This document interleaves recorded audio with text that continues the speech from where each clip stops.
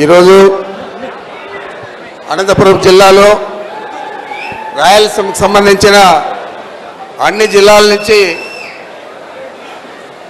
BC నాయకులు అదేవిధంగా మీరందరూ విచ్చేయడం చాలా శుభదినంగా భావిస్తా ఉన్నాను. రమేష్ యాదవ్ గారు రాష్ట్ర బీసీసీఎల్ అధ్యక్షులు, శాసనమండలి సభ్యులు, వారి ఆధ్వర్యంలో అదేవిధంగా రమేష్ గౌడ్ మీ అందరికీ సుపరిచితుడు, రాష్ట్ర బీసీసీఎల్ వర్కింగ్ ప్రెసిడెంట్, వారి ఆధ్వర్యంలో ఈ సమావేశం జరగడం చాలా సంతోషంగా ఉంది. ఈ సమావేశానికి విచ్చేసిన అనంతపురం జిల్లా అధ్యక్షులు, సీనియర్ నాయకులు అనంత వెంకటరామరెడ్డి గారు, మరి ఈ పార్లమెంటుకు అబ్జర్వర్గా ఉన్న నరేష్ కుమార్ రెడ్డి గారు,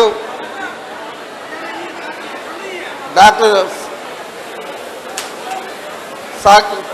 సాకేనాథ్ గారు, శైలజానాథ్ గారు, శైలజానాథ్ గారు, ప్రకాష్ రెడ్డి గారు, తోపుదుర్తి, తలారి రంగయ్య గారు, గోరంట్ల మాధవ్ గారు, శంకర్ నారాయణ గారు, నదీం అహ్మద్ గారు, విశ్వేశ్వరరెడ్డి గారు, వజ్రభాస్కర్ రెడ్డి గారు, భరత్ గారు ఎమ్మెల్సీ, మంగమ్మ గారు ఎమ్మెల్సీ, గిరిజమ్మ గారు జెడ్పీ చైర్పర్సన్, మీసాల రంగన్న గారు సీనియర్ పార్టీ నాయకుడు, వీరే కాకుండా వేదిక మీద చాలామంది మిత్రులంతా ఉన్నారు. వారందరికీ వేదిక ముందున్న మీ అందరికీ పేరు పేరున నమస్కరిస్తూ ఈ కార్యక్రమం మనం ఎందుకు చేసుకుంటా ఉన్నాం అనేది ఒకసారి మనం అందరూ కూడా ఆలోచన చేయాలి. జగన్మోహన్ రెడ్డి గారు 2019 ఎన్నికల ముందు ఏం చెప్పాడు, తర్వాత వారు ఏం చేశారు, 5 సంవత్సరాల్లో బీసీల అభ్యున్నతకు ఏ విధంగా పాటుపడినారు. ఉదాహరణకు చూస్తే ఈ వేదిక మీద 3 ఎమ్మెల్సీలు ఉంటే 3 కూడా బీసీ వారే ఉన్నారు. మంగమ్మ గారు, రమేష్ యాదవ్ గారు, భరత్ గారు. అదేవిధంగా అనేక మంది బీసీ నాయకులందరినీ కూడా గౌరవప్రదమైన పదవుల్లో నియమించిన ఘనత జగన్మోహన్ రెడ్డి గారిది. మరి బీసీలు మా పార్టీ పట్టుకొమ్మాలని చెప్పాడు చంద్రబాబు నాయుడు ఎన్నికల ముందు, 2024 ఎన్నికల ముందు మరీ గొప్పగా చెప్పారు. ఈరోజు 2 సంవత్సరాల పైన అయింది. ఈ 2 సంవత్సరాల్లో బీసీల గురించి ఆలోచన చేశాడా అని అడుగుతా ఉన్నాను.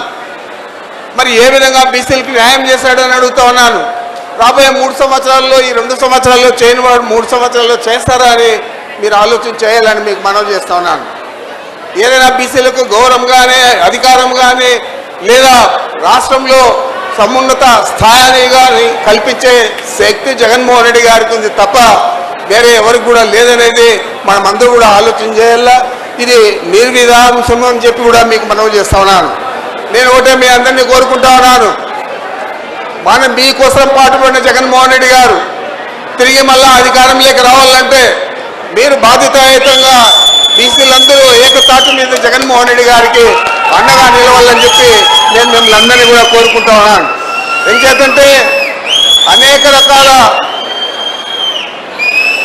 మేలు చేసిన కుటుంబం రాజశేఖర రెడ్డి గారి కుటుంబం. ఈరోజు పెద్ద పెద్ద ఇంజనీర్లు, డాక్టర్లు అందరూ కూడా పేద కుటుంబాల నుంచే వచ్చారంటే ఆ రోజు రాజశేఖర రెడ్డి గారు పెట్టిన ఫీజు రియంబర్స్మెంట్ మీద. ఆ తర్వాత వచ్చిన జగన్మోహన్ రెడ్డి గారు అనేక మందికి అధికారం కల్పించేది కాకుండా, గౌరవం కల్పించేదే కాకుండా బీసీల కోసం నేను పాటుపడతానని చెప్పి ఏదైతే మాట చెప్పాడో ఆ మాట ప్రకారం 5 సంవత్సరాలు కృషి చేశారా లేదా అనేది మీరు అందరూ కూడా ఆలోచన చేయాలని మీకు మనవి చేస్తా ఉన్నాను. అనేక రకాల మీకు మేలు అందించిన జగన్మోహన్ రెడ్డి గారిని మనం గుర్తు చేసుకొని రేపు రాబోయే ఎన్నికల్లో అత్యధిక మెజారిటీతో మనం గెలిపించే విధంగా పనిచేయాలని మీకు మనవి చేస్తా ఉన్నాను. ఇందాక చెప్పారు అనంత వెంకటరామరెడ్డి గారు ఎన్ని లక్షలు ఖర్చు చేశాడు, దాదాపు 1,70,000 కోట్ల పైన బీసీల కోసం ఖర్చు చేశారని చెప్పారు. ఈరోజు ఈ రాష్ట్రంలో ఏ పార్టీనైనా గెలిపించే శక్తి, ఏ పేరునైనా ఓడించే శక్తి ఒక బీసీలకే ఉందని చెప్పి మీరందరూ కూడా గమనించాలని కూడా మీకు మనవి చేస్తా ఉన్నాను.